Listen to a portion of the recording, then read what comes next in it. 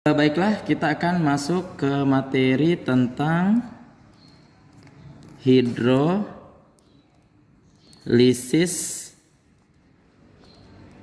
garam. Tapi sebelumnya kita harus mengetahui terlebih dahulu apa sih itu hidrolisis. Nah, saya berharap kalian sudah membaca materi yang saya berikan. Nah, sekarang kalian perhatikan apa sih itu hidrolisis. Hidrolisis terbagi menjadi dua.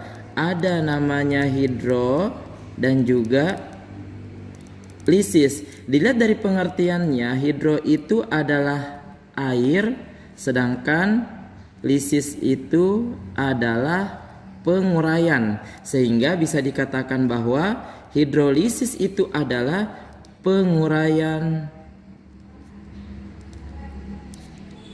suatu senyawa dalam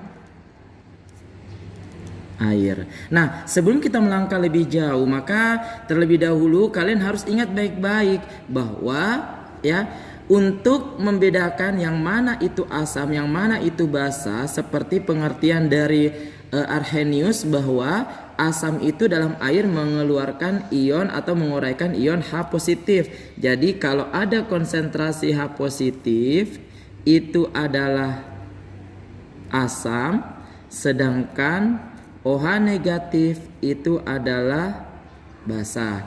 Dan sebelumnya yang sangat mendukung sekali untuk pembelajaran ini, kalian harus tahu terlebih dahulu apa saja larutan-larutan yang masuk dalam asam kuat, apa saja larutan-larutan yang masuk dalam basa kuat. Nah, perlu diperhatikan yang masuk di dalam kategori asam kuat atau nanti kedepannya kita akan singkat dengan AS.K ya. Asam kuat yaitu asam sulfat, kemudian ada namanya asam nitrat HNO3, ada lagi namanya asam perklorat, kemudian ada juga namanya asam asam HCl3 adalah asam klorat, HClO4 adalah asam perklorat. Kemudian kita juga mengenal ada namanya asam klorida, asam iodida, dan asam bromida. Nah, inilah yang termasuk dari asam kuat. Berarti selain dari ini itu adalah asam lemah. Jadi kalau di sini HBrO3, asam bromat, HiO3, asam iodat, kemudian HBrO4, asam perbromat, HiO4, asam periodat. Nah, selain dari ini semua itu adalah asam lemah. Diingat baik-baik. Nah, kemudian tentunya kita juga mengenal ada namanya basa kuat atau kedepannya nanti kita singkat dengan BSK. Nah, untuk basa kuat itu sendiri terdiri dari golongan 1A dan 2A. Contohnya LiOH, NaOH, kemudian KOH, kemudian RbOH, kemudian CSOH.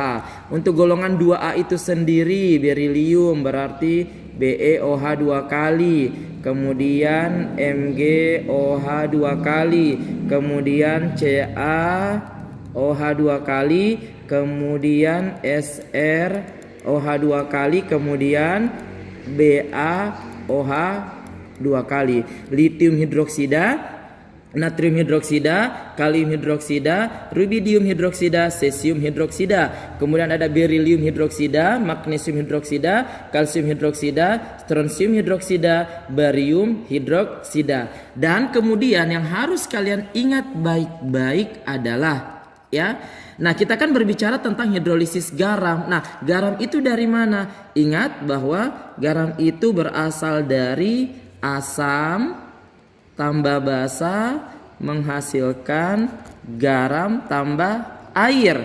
Contoh asam klorida tambah natrium hidroksida. Nah, perhatikan baik-baik. Di sini ada HCl, NaOH. Nah, Cl dengan NaOH ini akan menjadi NaCl. Kemudian Kemudian H dengan OH ini akan menjadi H2O. Nah, kalau di sini kita lihat maka HCl ini adalah asam atau asam klorida, kemudian ini adalah basa natrium hidroksida menghasilkan yang namanya garam dan juga air. Inilah yang akan kita bahas lebih lanjut mengenai tentang hidrolisis garam. Oh, Ya. iya. Baik, nah sebelum kita lanjut lagi, coba kalian perhatikan di LKS-nya halaman 20 ya, atau ini saya tampilkan di sini ya. Nah, ini perlu dipahami baik-baik. Di dalam air, garam yang mengalami penguraian dapat terjadi beberapa kemungkinan. Jadi akan terjadi beberapa kemungkinan. Yang pertama, ion garam tidak bereaksi dengan air sehingga H positif dalam air tetap sama dengan OH negatif. Maka inilah yang disebut sebagai larutan tetap bersifat netral. Ingat ya baik-baik ya, bersifat netral. Nah, kemudian yang kedua, ion garam dalam air akan menghasilkan ion H positif sehingga konsentrasi H positif dalam air akan bertambah. Akibatnya H positif lebih besar daripada OH negatif dan larutan bersifat asam. Jadi ingat baik-baik, ketika H positif, konsentrasi H positif lebih besar dari konsentrasi OH negatif, maka larutan akan bersifat asam. Kemudian yang ketiga, ion garam dalam air akan menghasilkan ion OH negatif sehingga konsentrasi OH negatif dalam air akan bertambah. Akibatnya konsentrasi H positif lebih kecil daripada konsentrasi OH negatif dan larutan bersifat basah. Jadi anak-anak kalian ingat baik-baik ya, dia akan bersifat netral ketika H positif sama dengan OH negatif. Jadi konsentrasi H positif itu sama dengan konsentrasi OH negatif. Yang kedua, garamnya akan bersifat asam ketika konsentrasi H positif lebih besar dari konsentrasi OH negatif. Dan yang ketiga, akan bersifat basa ketika konsentrasi H positif lebih kecil daripada konsentrasi OH negatif. Kiranya ini kalian sudah memahami ini. Baik, kita akan kembali ke yang tadi ya kan. Nah, ditinjau dari asam dan basa pembentuknya terdapat beberapa jenis garam. Perhatikan baik-baik. Yang pertama ya. Yang pertama adalah garam yang bersifat netral. Nah, yang mana dikatakan garam bersifat netral itu apabila terdiri dari asam kuat ditambah dengan basa kuat. Inilah yang nantinya akan menghasilkan garam yang bersifat netral. Coba kita perhatikan baik-baik contoh berikut ya. Asam nitrat ini adalah asam kuat.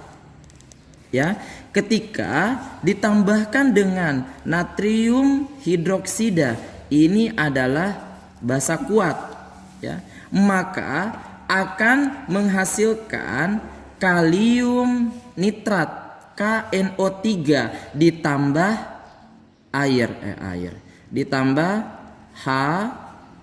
H2O. Nah, KNO3 ini adalah merupakan garam. Ini adalah air. Nah, ketika kita lihat ya, coba kalian perhatikan ini garam KNO3 ya. Nah, KNO3 jika terurai, kita uraikan ya, akan menghasilkan K positif dan juga NO negatif. Nah, kedua-duanya ini berasal dari ion asam kuat dan juga basa kuat ya. Nah, kalau garam yang bersifat netral ini maka ya dia tidak terjadi hidrolisis ya, atau pH-nya sama dengan 7. Ya. Nah, maka untuk yang ini dia tidak akan mengalami hidrolisis. Ya. Kemudian yang kedua. Siap.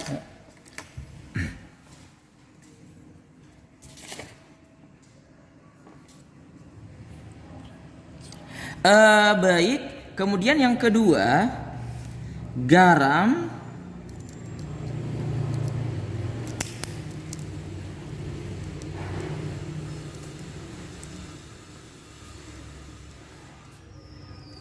yang menghasilkan larutan basa. Nah, garam yang menghasilkan larutan basa ini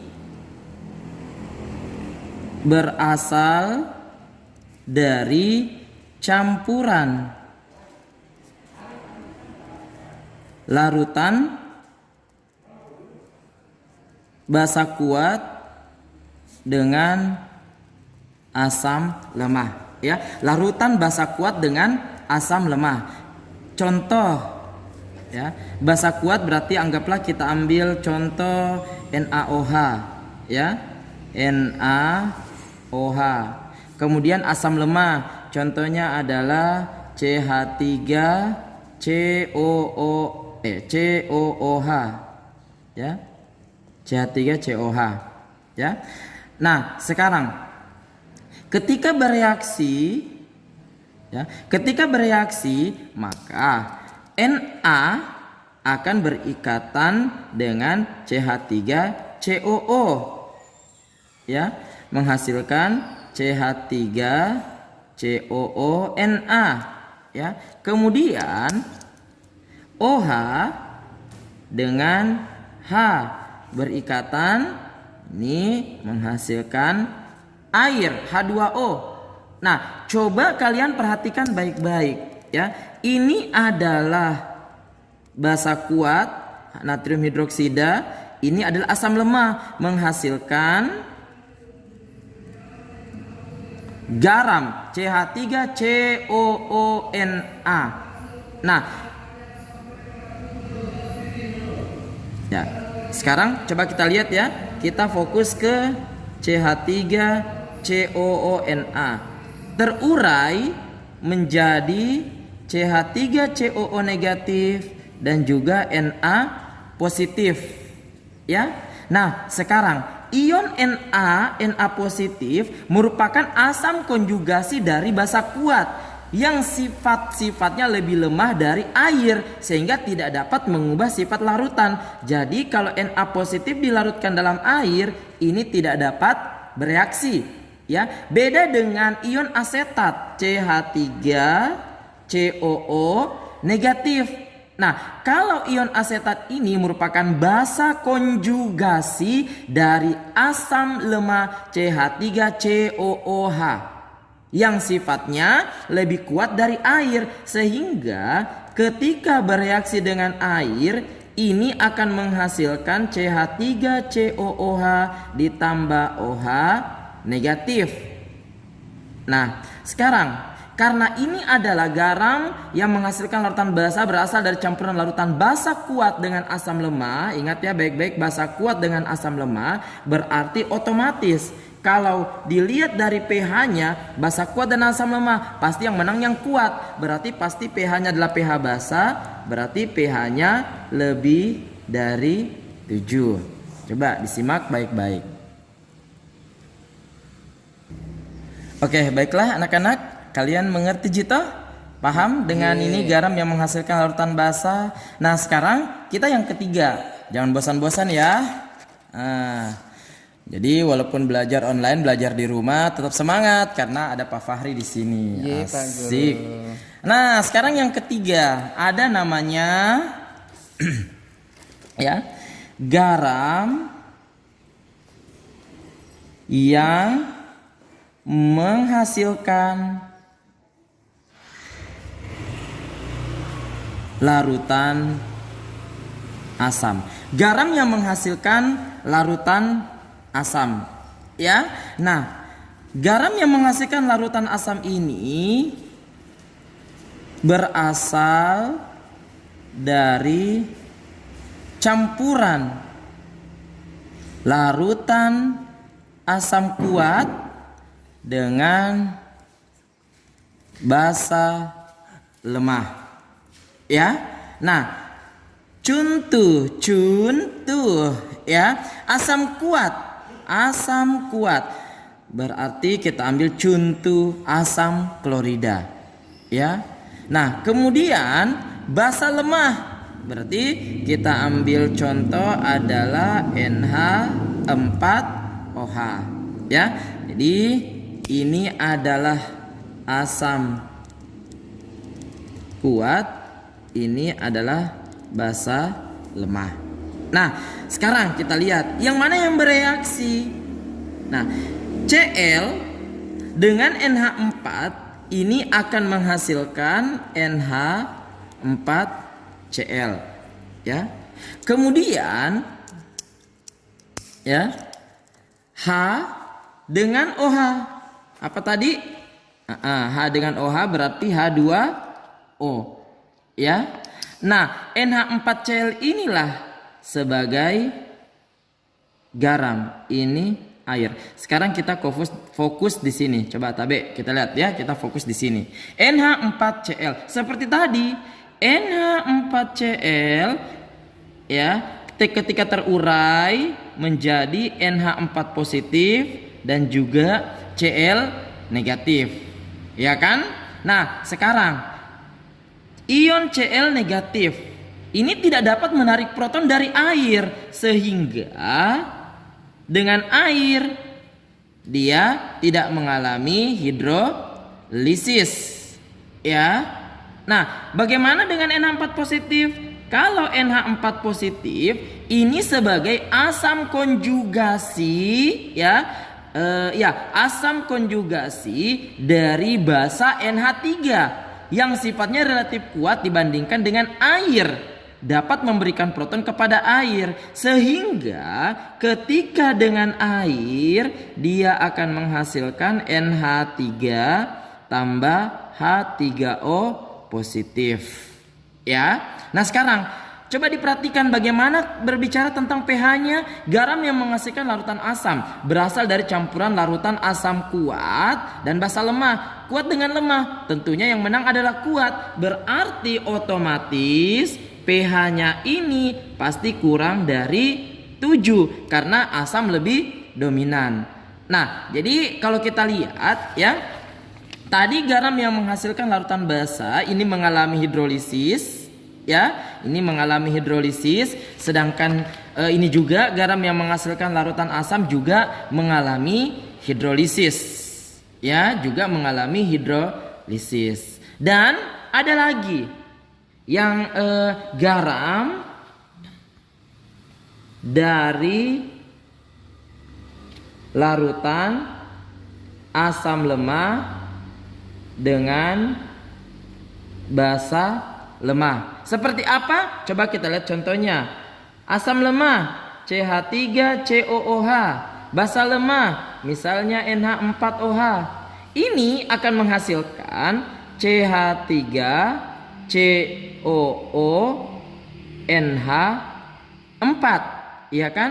Ditambah air. Nah, ini adalah asam lemah, ini adalah basa lemah. Otomatis garamnya ini adalah garam lemah. Berarti ini mengalami hidrolisis total atau sempurna.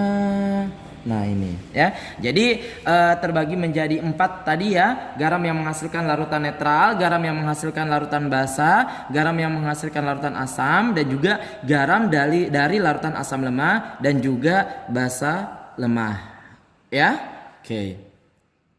Bapak jelaskan tentang materi pembagian hidrolisis garam. Nah, sekarang coba kita lihat contoh soalnya. Ya, mudah-mudahan setelah contoh soal ini kalian bisa mengerjakan tugas yang Bapak berikan. Nah, perhatikan larutan berikut. Apakah mengalami hidrolisis? Nah, jadi nanti kita lihat apakah 3 larutan ini mengalami hidrolisis atau tidak. Ya, nah, jika mengalami hidrolisis maka coba dituliskan reaksinya. Oke, kita lihat. Yang pertama, PbNO3 2 kali. ya. Pb NO3 2 kali, ya kan?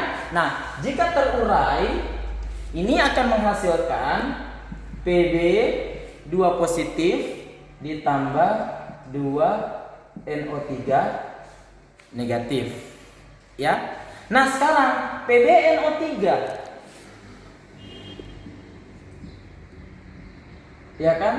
Kalau kita amati Pb NO3, Pb 2 positif. Ini kita identifikasi dulu ya, Pb 2 positif dan NO3 negatif. Nah, tadi NO3, yang ada NO3-nya itu apa? Asam nitrat, HNO3. Ya, berarti kalau ini sudah asam, ini pastinya basa, PbOH 2 kali. Ya, nah sekarang kita perhatikan. Tadi sudah Bapak berikan yang mana contoh asam kuat, ke yang mana contoh basa kuat, selain itu adalah lemah. HNO3 asam nitrat ini adalah asam kuat. Sedangkan PbOH 2 kali ini adalah basa lemah. Ya. Nah, artinya apa? Artinya ini akan mengalami hidrolisis karena berasal dari asam kuat dan juga basa lemah. Ya, sekarang kita lihat bagaimana reaksinya. Oke, kita lihat reaksinya. Ya, kalau NO3 negatif bereaksi dengan air, karena NO3 negatif ini berasal dari asam kuat, ya, ion dari asam kuat, kemudian H2O. Jika ditambahkan dengan air, maka ini tidak mengalami hidrolisis seperti penjelasan yang tadi, iya kan? Kalau misalnya Pb 2 positif dengan air, maka ini akan mengalami hidrolisis, ya kan? Reaksinya adalah Pb OH 2 kali ditambah H positif, ya kan, ditambah H positif. Berarti ini ya mengalami hidrolisis. Pertanyaannya, parsial atau total? Parsial atau total? Nah, ini adalah parsial atau sebagian. Kenapa dikatakan sebagian? Karena Pb2 positif yang dapat bereaksi dengan air, sedangkan NO3 tidak bereaksi dengan air, maka ini dikatakan sebagai mengalami hidrolisis sebagian atau mengalami hidrolisis parsial. Oke, silakan disimak baik-baik, diamati yang mana belum dipahami, nanti bisa kalian bertanya melalui kolom pertanyaan, ya. Nah, kalau tadi yang bagian A sudah kita ketahui bahwa mengalami hidrolisis, tapi hidrolisis parsial atau hidrolisis sebagian. Kemudian yang bagian B tadi tidak mengalami hidrolisis. Nah, sekarang bagaimana yang bagian C? Coba kita lihat. NH4 2 kali CO3. Ini namanya amonium karbonat, ya. Nah, amonium karbonat jika terurai menjadi ya NH4 ya positif ditambah CO3 2 negatif, ya, 2NH4 positif tambah CO3 2 negatif. Nah, oke, seperti yang tadi NH4 2 kali CO3, ya kan? Kan NH4 positif, CO3 2 negatif. Kalau kita lihat atau kita ingat-ingat kembali larutan-larutan yang ada, kita bisa membayangkan atau bisa mengingat bahwa NH4 positif itu asalnya dari NH4OH, amonium hidroksida, kemudian ion karbonat dari asam karbonat. Kalau kita lihat dari dua larutan ini, ya, maka amonium hidroksida ini bersifat lemah, H2CO3 juga bersifat lemah atau asam lemah, ya, asam lemah, basa lemah. Nah, berarti ini sudah tentu akan mengalami hidrolisis, iya kan, lemah dan lemah. Bagaimana hidrolisisnya? Oke, bagaimana kita lihat reaksinya? Coba NH4 positif ditambah dengan air menghasilkan NH3 ya, NH3 ditambah H3O positif bereaksi. Kemudian CO3 2 negatif ditambah air, ini reaksinya adalah H2CO3 ditambah OH negatif. Iya kan? Dua-dua bereaksi. Nah, berarti kalau garam yang berasal dari basa lemah dan juga asam lemah, dia mengalami hidrolisis. Hidrolisis parsial atau hidrolisis total? Hidrolisis total atau hidrolisis sempurna. Oke, silakan kalian pelajari lagi kembali ya bagaimana contoh-contoh soal ini, dan insya Allah ya mudah-mudahan kalian semua bisa menjawab, bisa menyelesaikan tugas-tugas nantinya yang akan Bapak